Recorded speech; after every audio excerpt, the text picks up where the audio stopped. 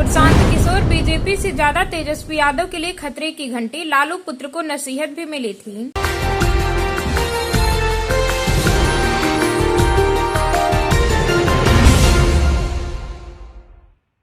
तेजस्वी यादव के लिए हर तरफ से चुनौतियां ही चुनौतियां हैं। पहले उन्हें बीजेपी से चुनौती थी, जेडीयू से चैलेंज था, लेकिन अब तो विपक्ष की दूसरी धुरी भी खड़ी हो गई है। प्रशांत किशोर के रूप में तेजस्वी यादव के सामने खतरे की घंटी है। राष्ट्रीय जनता दल के युवराज तेजस्वी यादव पहले ही राजनीति के कई खतरों से जूझ रहे हैं। इधर एक और सबसे बड़ा राजनीतिक खतरा तेजस्वी यादव से जुड़ा है और वह है भाजपा के विरुद्ध मूल विपक्ष के सिंहासन पर पकड़ बनाए रखना। निश्चित रूप से वर्तमान समय के पन्नों पर यह दर्ज होता दिख रहा है कि क्या आगामी चुनाव के बाद नेता प्रतिपक्ष तेजस्वी यादव बने रहेंगे या फिर कोई और हकदार हो जाएगा।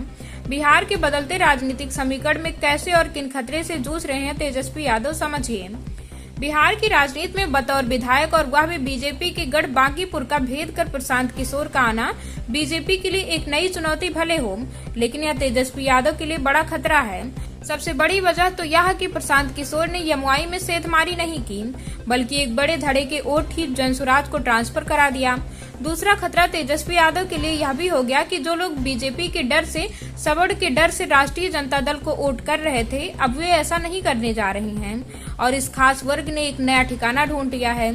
उसकी बानगी बांकीपुर विधानसभा उपचुनाव में दिखी, जहां सबड़, अति पिछड़ा, मुस्लिम और दलित वोट का 1% जनसुराज के प्लेटफॉर्म पर चला गया। ऐसे वोटों का हाल यह है कि राष्ट्रीय जनता दल की जमानत जब्त हो गई। पिछले चुनाव से तकरीबन 30,000 से ज्यादा वोटर जनसुराज की तरफ चले गए। बांकीपुर से बदला यह समीकरण राज्य को प्रभावित कर गया, तो तेजस्वी यादव की राजनीति को बड़े खतरे का सामना करना पड़ेगा। यह उनके राजनीतिक करियर के लिए खतरे की घंटी से कम नहीं है।